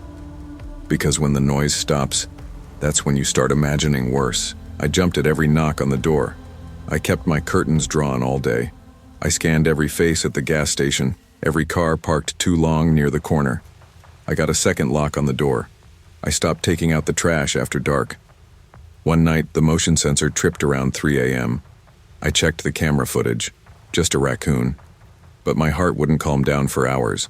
I never found out who he was. Maybe I never will. But I know what he did. He took the ordinary and turned it into something I don't recognize anymore. He made me scared of the walk to my car, of a blinking porch light, of silence. I still freelance, still take care of my brother. But I don't shop alone at night. I don't open messages from unknown numbers. And I don't tell myself, it's probably nothing anymore. Because once it is something, you never forget what it feels like to be watched. Not every threat wears a mask. Not every danger comes with noise. Sometimes it comes quietly, lingering in the spaces we once felt safest. Trust your instincts. Don't wait for proof to act. The scariest thing about being followed is not knowing when it started and not knowing when it ends. Long before the police tape and press vans and the hollow apologies, there were shelves to be stocked and bills to pay. People think rock bottom is a moment, something you hit like the end of a fall. But for me, it wasn't a crash. It was a stretch of years, a slow grind, divorce, debt, working late shifts while Taylor, just 8 at the time, warmed up SpaghettiOs by herself. We lived in a 2-bedroom apartment with stained carpet and neighbors who fought loud enough for us to memorize their names. I did what I had to do, saved where I could, took every shift, smiled through it. It took 5 years to get that assistant manager badge at the Family Dollar on South Arlington. I earned it by unclogging toilets, calming down shoplifters, counting cash drawers at 2 a.m., and always showing up. The first time I held that plastic badge with my name on it, I cried in the break room. Not because it changed my life, but because it meant I could finally stop borrowing money from my sister every other month. Taylor turned 17 last fall. She's smart, fierce, and stubborn in a way that both impresses and terrifies me. She's taller than me now. Thinks she knows better. Sometimes maybe she does. But I always told myself that no matter what mistakes I made in life, at least I raised her with love, with fight, with the belief she could stand up for herself. I wish I hadn't taught her that last part so well. Back in early December, before the air turned bitter and the sidewalks turned to gray slush, I had to fire a guy named Thomas Rainey, middle-aged, the kind of man whose eyes you never quite trusted even when he smiled. Always wore a dingy brown jacket, talked to the younger girls like he didn't know how old he was. He got caught pocketing vape pens during a shipment. First time was a warning. Second time he was out. I wrote him up, walked him out, and thought that was the end of it. It wasn't. Taylor had just started working part-time over at the Kenmore Boulevard location. A manager friend of mine owed me a favor, and I figured a job would teach her a little responsibility, give her some savings before college. I made sure to talk her up, said she was mature, dependable. She'd seen me grind her whole life. I thought she'd be safe. When she mentioned that Thomas had started showing up at her store, I got a cold feeling in my chest. Just browsing, she said. Smiles weird, doesn't buy anything. I brushed it off at first, told myself maybe it was a coincidence. But then came the second time. He talked to me, she told me on a rainy Tuesday night. Said he knew my schedule, that you trained me well. Said I looked too young to be working late. I remember standing in my kitchen, hands wet from rinsing dishes, looking at her like I didn't know her for a second. What do you mean he knew your schedule? She shrugged. I guess he's been paying attention. I called her manager, told him everything. He said he'd keep an eye out. But there was no threat, no touching, no police report, nothing actionable. Switch to morning shifts, I told her that night. She leaned against the counter, arms crossed. Why?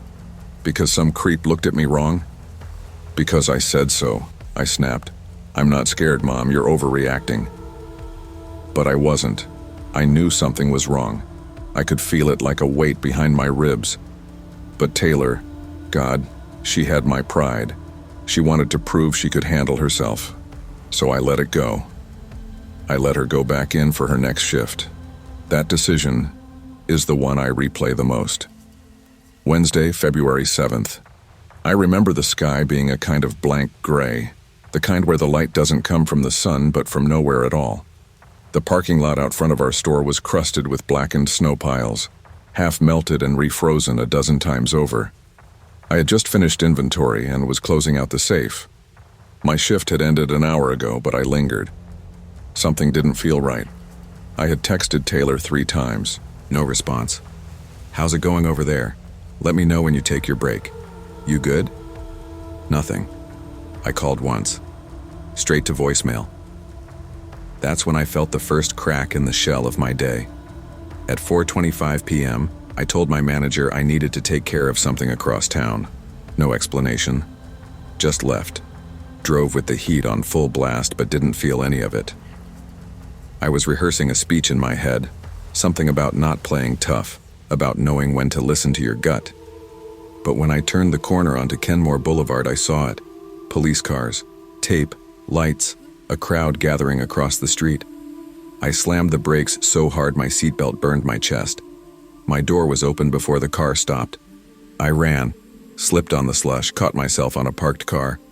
I was already screaming. The cop wouldn't let me through. Ma'am, you need to stay behind the tape. My daughter works here, I yelled. Taylor Moore, she's 17, she's inside. Let me through. Another officer stepped in, younger, quieter. He asked my name, asked hers. I must have looked like an animal, eyes wide, chest heaving, mud on my jeans. He didn't tell me right away, just said, "Come with me." They walked me behind the store, into the alley, past a dumpster. That's where I saw him, Thomas Rainey, on his knees, cuffed, face bruised. Not a scratch of regret in his eyes, just blank, like none of it mattered. One officer was holding him back, another was taking photos. He didn't even look at me. They didn't let me go inside. But I saw the stretcher.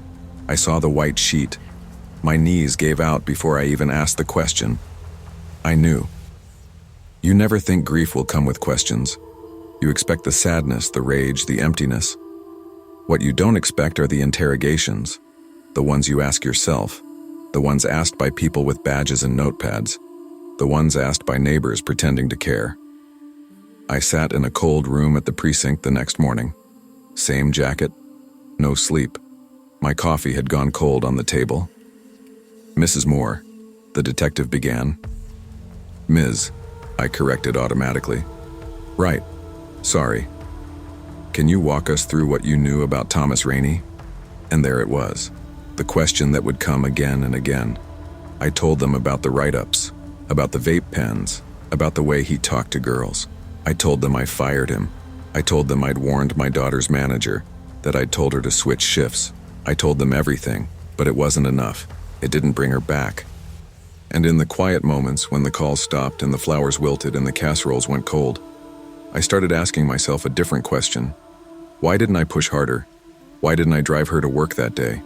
Why didn't I go to her manager and demand she be pulled from the schedule? Because I trusted her.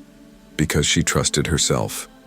Because we both thought being brave meant ignoring fear. The funeral was small, just family, co-workers, a few of Taylor's classmates. Her old English teacher read a poem. My sister held my hand so tightly I lost feeling. I stood beside her casket, looking at the girl I raised, the girl I failed to protect. The days after blurred together. The store gave me leave. My manager friends texted, "So sorry for your loss, let me know if you need anything." I didn't respond. I didn't want flowers. I didn't want pity. I wanted one more chance to say, "Don't go in today." Call out, "Let's go get pancakes instead." Thomas pled guilty. No trial. His lawyer blamed mental illness. The judge called it a tragedy. I called it murder. The press lost interest after 2 weeks, moved on to the next crime, the next broken mother. But I didn't move on. I still haven't. It's July now. The sidewalk outside the store is clean. The slush is gone. People smile again, laugh, buy snacks and toilet paper and toys for their kids. But I haven't gone back to work. Can't. The manager says my position's still open, but I won't walk into that store again. I started cleaning houses part-time. Quiet work, no uniforms, no shelves, no teenage employees with bright eyes and brave words. I still check the locks at night. Still wake up thinking I missed something. Sometimes I hear a text ping in my dreams and reach for a phone that isn't ringing. I keep Taylor's name tag on my dresser. Just her first name in block letters. Taylor. Still smells like vanilla lotion. Sometimes I think I hear her laugh. But it's always the silence that follows that breaks me. Not every danger comes with a warning loud enough to hear. Some evils slip in through quiet doors, through policies, pride, and the lie we tell ourselves. It won't happen to me. But it does. And sometimes, bravery is knowing when to not be strong, when to ask for help, when to pull someone back, even if they're fighting you.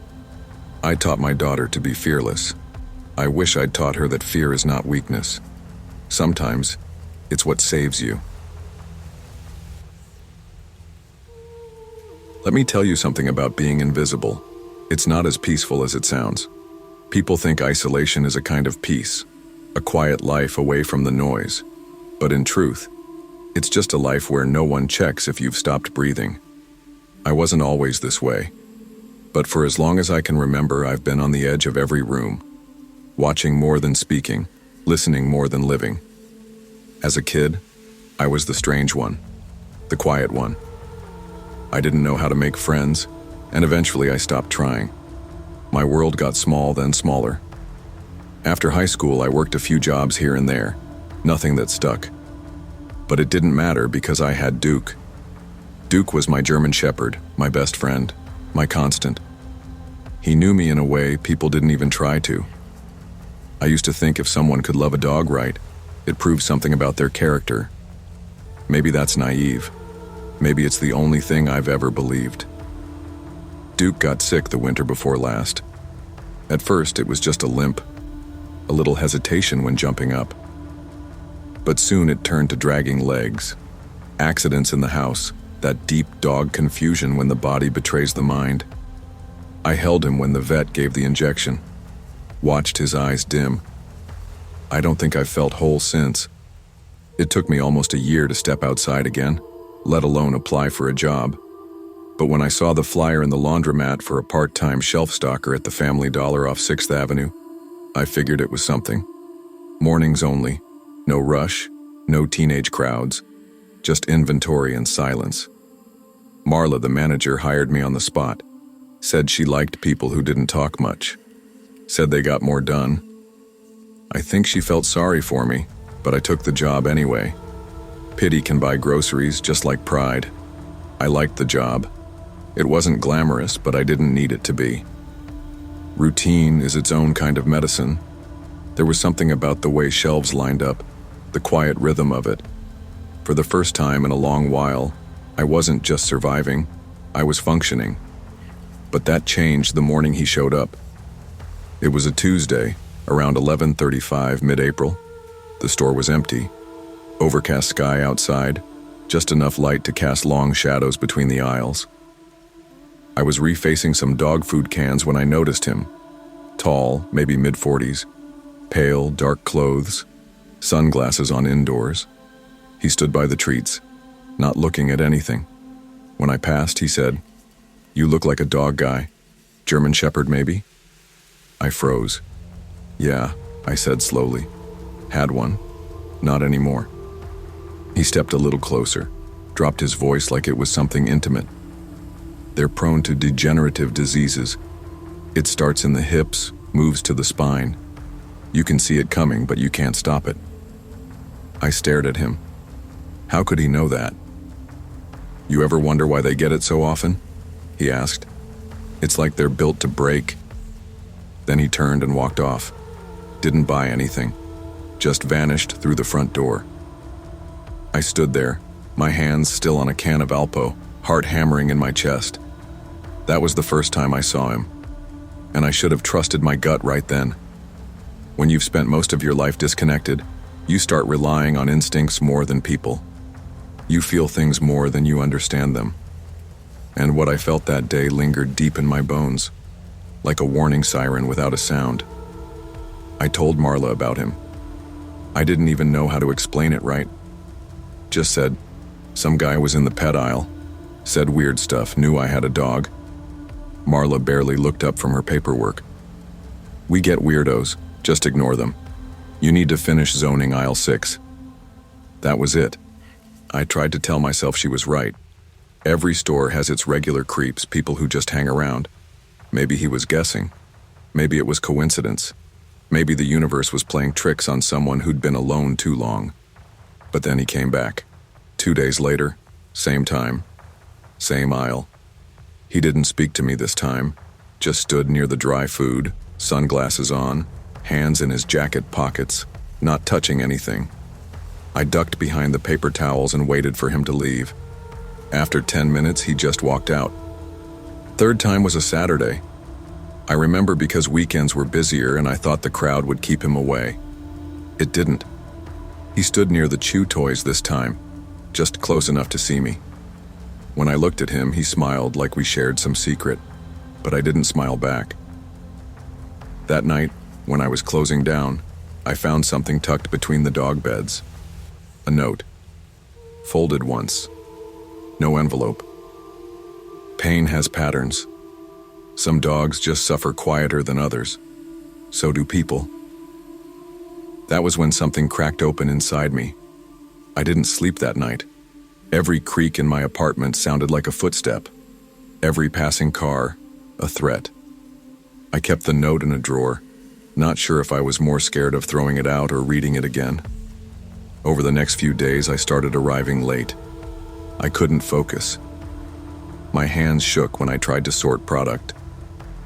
Marla noticed. "You all right?" she asked one morning gently. I nodded. Just tired. I couldn't tell her I was being watched, that some stranger had carved out a space in my mind like a nail in soft wood. She wouldn't believe me. Hell, I barely believed me. But the man kept coming, and I stopped pretending everything was normal. There's a moment when fear stops being a feeling and becomes your environment. Like air, like light. You wake up with it. Eat with it. Try to ignore it while it hums in the walls around you. By the time he came the 5th time, I was ready to quit. It was Thursday. I arrived 10 minutes late, already sweating. I walked past the front windows and there he was, just standing outside. No sunglasses this time. His eyes, sunken, gray, unreadable, locked on me. He didn't smile, didn't move. Something in me just broke. I turned around. I didn't clock in, didn't tell Marla. I just walked away, past the dumpster, across the alley, all the way back to my apartment. I sat on the edge of my bed for hours, coat still on, hands clenched. Later that night, I packed a small duffel. Just clothes, some money, my notebook, a photo of Duke. I left a note for the landlord and disappeared. Didn't tell anyone, didn't say goodbye, just left. I took a bus out of Des Moines the next morning. No destination in mind, just away. I ended up in a small town 2 states over, rented a room above a diner, worked odd jobs, dishwashing, janitorial work, nothing permanent. I paid in cash when I could, kept to myself. And still I couldn't sleep. I'd wake up thinking I heard a bell chime, a footstep. That voice, low and matter-of-fact, whispering things no stranger should know. I saw Duke in dreams, always in the aisles of Family Dollar, standing but not moving like he was frozen in time. His legs failing him, his eyes pleading. Sometimes I woke up crying, sometimes not. I never saw the man again, but I carried him with me. It's been 6 months. I don't talk much, still don't have a permanent address. But I've stopped running. I found a job at an animal shelter, cleaning kennels mostly. I don't mind. Dogs are honest. If they like you, you know. If they don't, you don't have to guess. One of them, Charlie, is a senior shepherd with cloudy eyes and stiff legs. I sit with him on my lunch breaks. I tell him things I haven't said aloud in years, like how I used to believe silence was safety, or how sometimes the things that break us don't wear masks. They don't need to. They just smile and wait. I still keep that note. I carry it with me like a scar. Pain has patterns. Yeah, it does. But healing has them too. They just take longer to learn. Some pain doesn't arrive with a scream. It seeps in, quiet, polite, familiar. Sometimes the thing that haunts you isn't a man but a memory. Or a moment you ignored. Trust your instincts. Silence isn't always peace. And loneliness doesn't protect you. It only hides you. The people who survive aren't the ones who stay quiet. They're the ones who speak, even when their voice shakes, even when no one's listening. I've always been a morning person. There's something steady about opening the store before the sun fully warms the sidewalk, when the air still smells like wet concrete and quiet. I'd been working at Family Dollar for almost 6 years.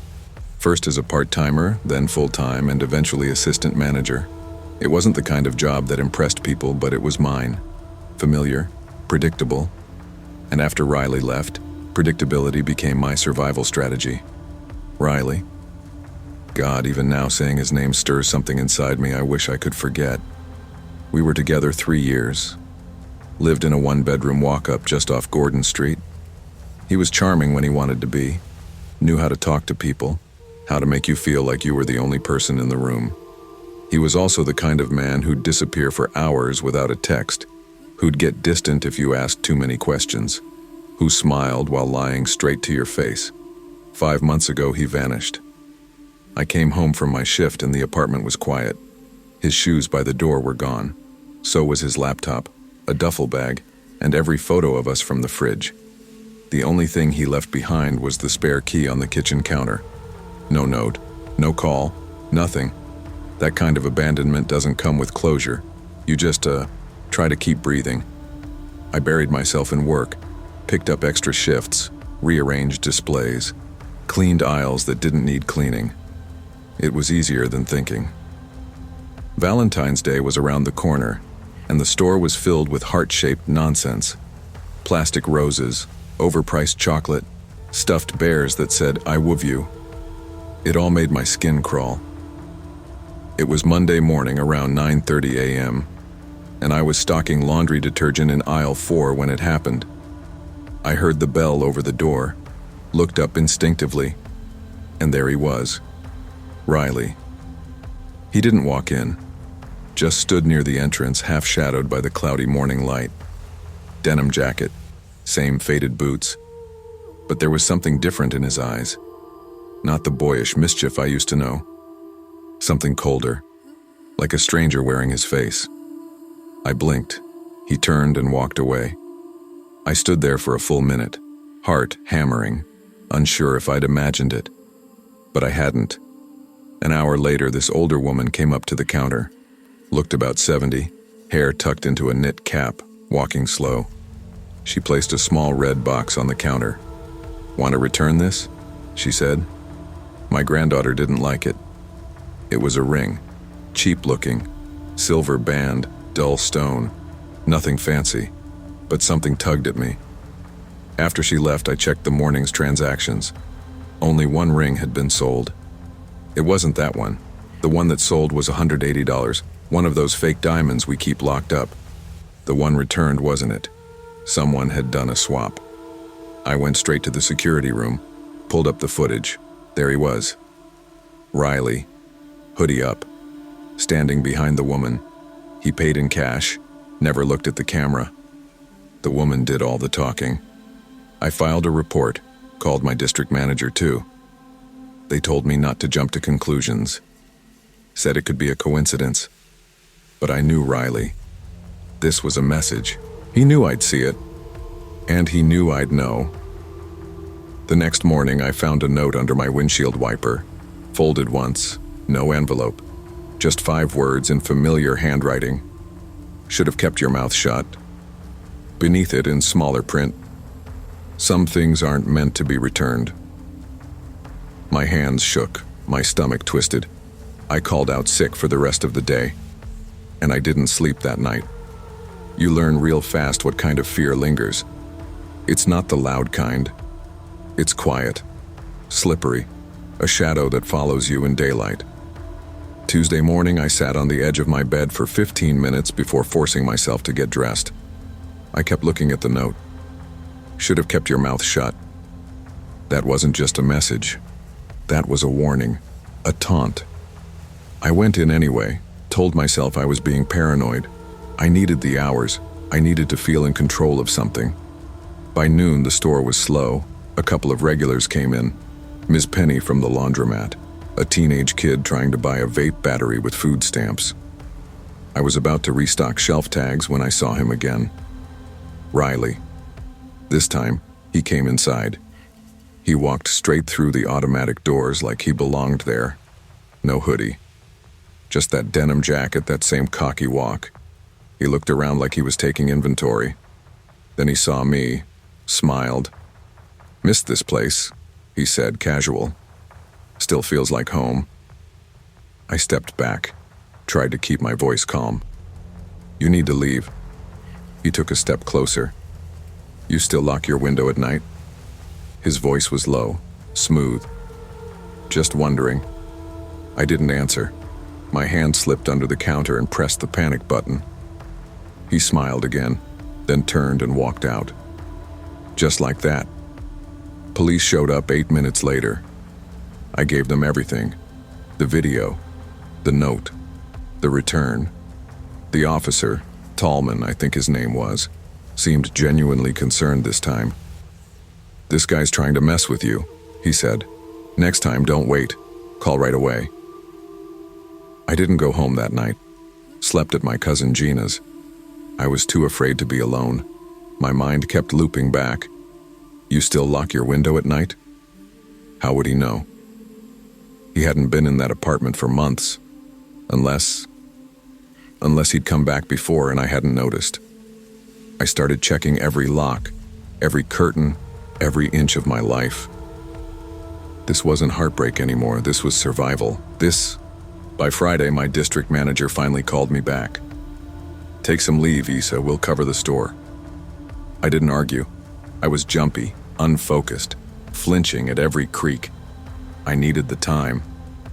But part of me didn't want to stay home. I started going to the diner on 15th Street, sitting near the windows, drinking bad coffee just to be around people. I hated how Riley had changed me. I wasn't myself anymore. I was just reacting. Saturday morning, around 8 a.m., I got a call from Officer Tallman. "We picked up someone loitering behind the Family Dollar dumpster," he said. I sat straight up. "Was it him?" "Yep," he said. "Name's Riley. We found a bag with him. Zip ties, hunting knife, pepper spray." My mouth went dry. He continued. "He said he was looking for cans, but we're not buying it. He's in custody now. We're filing charges, stalking, harassment, attempted theft, maybe more." It felt like a weight lifted, but also like I'd been hit in the chest. He was going to come back. Again, with zip ties, with a knife. God knows what he was planning. I gave my full statement, everything from the ring to the note to his words at the register. They listened. This time they believed me. That night I cried in the shower for 30 minutes straight. Not because I was scared, because I had let someone like him in. They offered to transfer me. New store, new location, 2 towns over. I said yes. Didn't even think twice. The old apartment felt like a crime scene. I gave notice the same day. Found a small rental near the new store. Installed extra locks, bought a personal alarm, even changed my phone number. Starting over is messy, but sometimes it's the only choice you have. I tried dating again. Once. It didn't last long. He asked why I checked my phone every 5 minutes, why I never wanted to meet at home. I couldn't explain it in a way that made sense, because it wasn't about him. It was about the version of me Riley left behind. The woman who trusted too easily. The one who didn't see the red flags until they were neon. It's been 8 months now. Riley pled out. Got probation, counseling, mandatory no-contact order. But paper can't stop nightmares. Some nights I wake up thinking I hear his boots on the stairs. Other nights I dream he's inside, watching me sleep, smiling. People ask why I'm still scared. I tell them the truth. Because the threat doesn't always come from a stranger in an alley. Sometimes it wears a smile you loved once. It knows how you take your coffee, which window sticks when you open it, where you keep the spare key. I changed everything. But fear? Fear finds its way back. Every Valentine's season I see the displays, plastic hearts, fake roses, and I want to scream. Because that's not love. Love doesn't leave you bleeding emotionally. Love doesn't stalk you, doesn't send threats, doesn't hide behind dumpsters with a bag full of restraints. Love lets go. And the people who don't, they were never loved to begin with. Not all love is safe, and not every goodbye means it's over, especially when obsession replaces affection. Know the signs. Trust your instincts. Because the people who truly love you will never make you feel afraid in your own home. They say you hit rock bottom and then you bounce back. That's a lie. There's no bounce. There's just gravity and pain and silence. I hit bottom 3 years ago when I got drunk before picking up my daughter from school. I never made it. A flat tire on Central Ave saved her from seeing me like that. Cops found me slumped over the wheel in the school parking lot, the pickup still running, the seat soaked in spilled vodka. Her backpack was in the back seat. I haven't seen her since. Court took away custody. Her mother, Serena, took what little was left of my reputation. And I took the night shift at Family Dollar. It wasn't much. A small store on the edge of Albuquerque, where the city blurs into dust and wind. I sat in the back office with a bank of flickering monitors, half of them barely working, all of them covered in the ghost of cigarette smoke and time. Still, it was something. The job didn't ask questions, it just asked me to stay awake and watch. I'd been sober 16 months. The craving never really goes away, but I was learning to live with it. Nights were the hardest. Nothing but your thoughts and the hum of dying fluorescent lights to keep you company. That Sunday night in May started like every other. I clocked in just before midnight, ate a stale sandwich in the break room, punched up the cameras, checked the locks. Around 1:30 a.m., I stepped out for a smoke behind the store.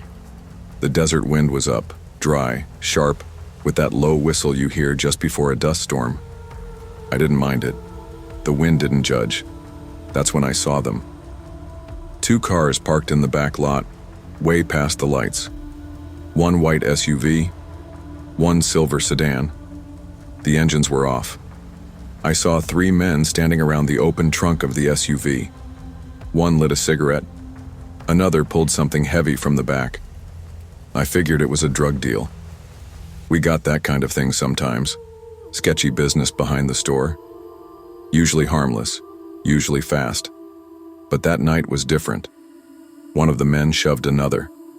Loud voices broke through the wind, angry, urgent. Then, I saw it. A quick jerking motion. One man dropped to the pavement like a marionette with cut strings. The others froze. One looked around. The other ran to the sedan. My heart caught. The cigarette fell from my lips. I turned and sprinted back inside. The radios were dead. My backup had left early, again. I called 911. My voice cracked as I gave the address. I think I just saw a stabbing, maybe a murder. Family Dollar, Central Ave. 2 cars, white SUV, silver sedan. But by the time the words left my mouth, it was already too late. Police showed up fast, lights bouncing off the dusty lot. I met them at the front, waving them through with shaking hands. They didn't find a body, just the white SUV. The trunk was still open, and the inside was a mess. Smears of blood on the lining, a streak along the bumper, like something had been dragged out in a hurry. The silver sedan was gone. I led the officers to the back office, pulled up the camera footage. It was almost useless, grainy, lagging, the angle wrong. The streetlight that usually lit that section of the lot had gone out 2 nights earlier. Nobody had come to fix it. All you could see on the feed were shadows, blurred shapes, a flash of movement. One man lunging, another falling, then nothing. The officer beside me sighed. "You didn't see their faces?" "No," I said. "Too far. Too dark." "You sure the guy didn't just pass out or something?" I looked at him. He didn't fall. He dropped. You don't collapse like that unless something hits deep. He nodded, took notes, but I could tell they didn't have much to go on. They dusted the SUV, found prints, bagged what little evidence they could. A single latex glove, a cigarette butt. One of the officers said it might have been gang-related. Could have been a deal gone sideways. Could have been personal. That was the last I heard from them. For days after, I kept replaying it in my head, over and over. Every detail, every motion, every second. Not the stabbing, the silence. That's what haunted me most. There was no scream, no struggle, just the dry rustle of wind, the sound of a man dying like it didn't matter, like the world didn't notice. I didn't go back the next night. I told my supervisor I needed a day. He gave me one. I took 2. By the time Thursday rolled around, I couldn't make myself put the uniform back on. I stared at it on the chair next to my bed. The patched sleeves, the faded name tag, the polyester collar that always smelled like burnt coffee. I just couldn't.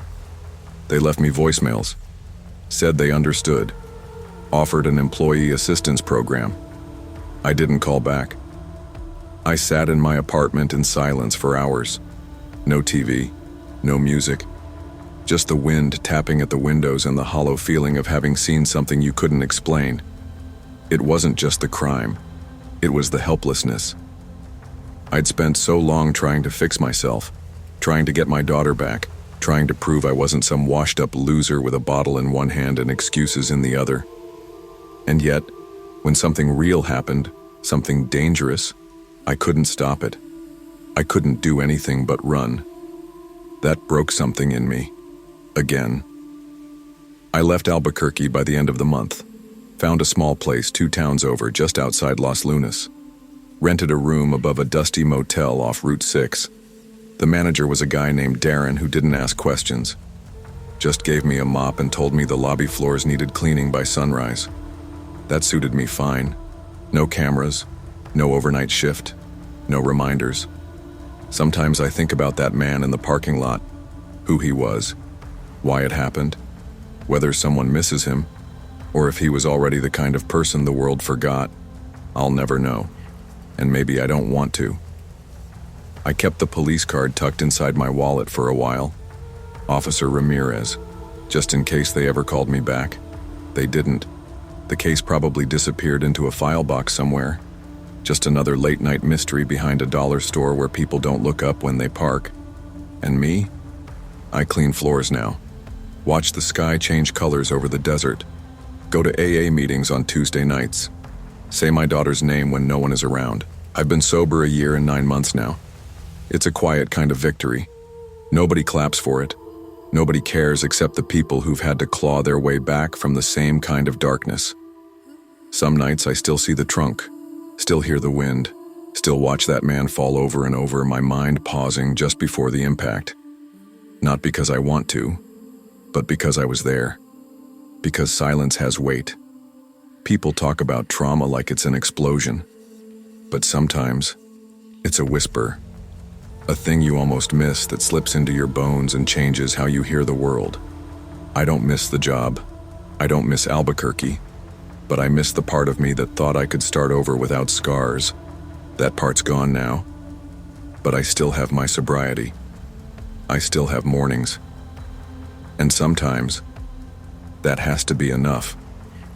Evil doesn't always shout. Sometimes it comes quiet, unnoticed, just beyond the reach of light.